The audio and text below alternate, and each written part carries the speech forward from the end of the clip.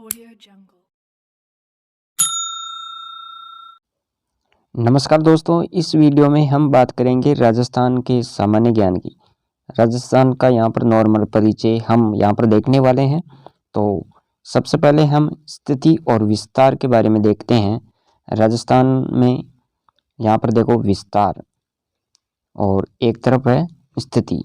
तो सबसे पहले स्थिति, अगर राजस्थान की बात करें तो ग्लोब पर ये इनकी स्थिति कैसी है, तो यहाँ पर हमें याद रहना चाहिए उत्तर पूर्व।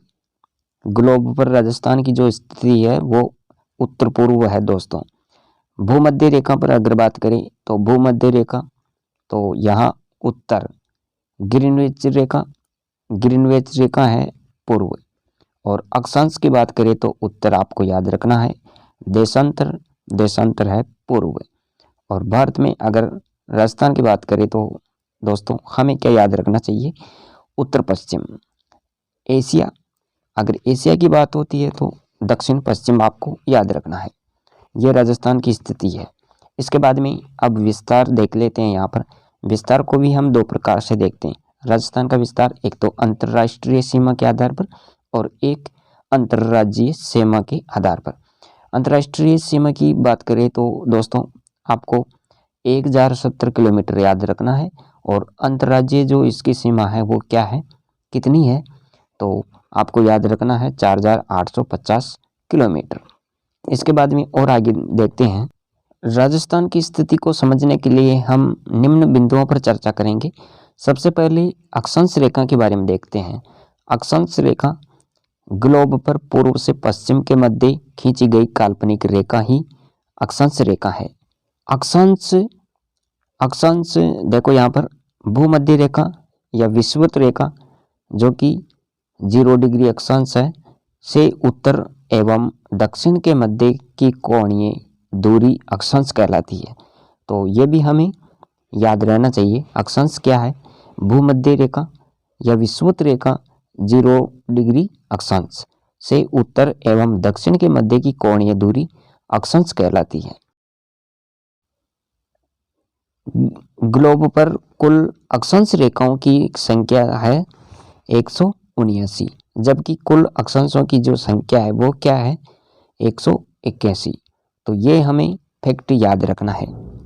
इसके बाद में देखते हैं, दो अक्षांश रेखाओं के मध्य का क्षेत्र कटिबंध जोन कहलाता है।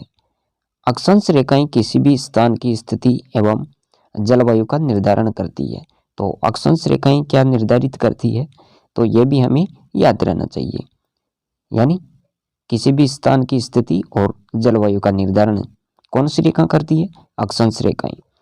राजस्थान में कर्क रेखा के नजदीक जिला मुख्यालय बांसवाड़ा डूंगरपुर, कर्क रेखा से दूर जिला। दोस्तों अब हम बात करेंगे देशांतर रेखा के बारे में।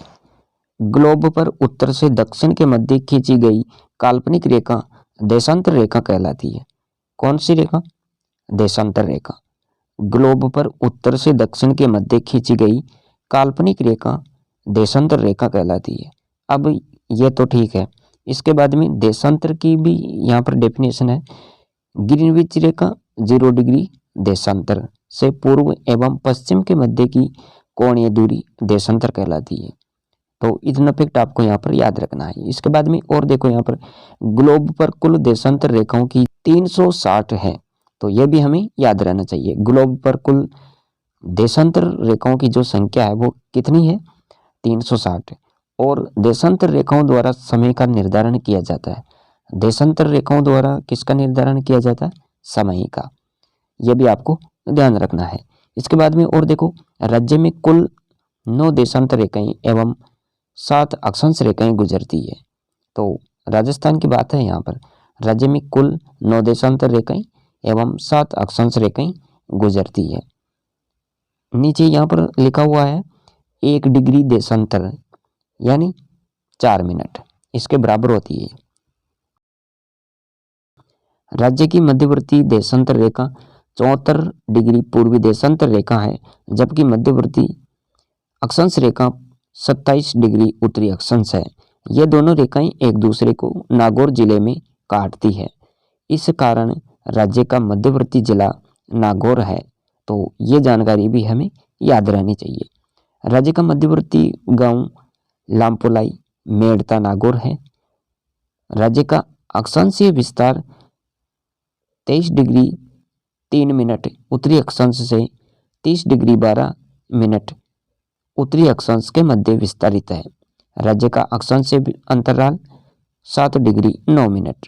राज्य का देशांतरीय विस्तार 69 डिग्री 30 मिनट पूर्वी देशांतर से 78 डिग्री 17 मिनट पूर्वी देशांतर के मध्य विस्तारित है। राज्य का देशांतरीय अंतराल 8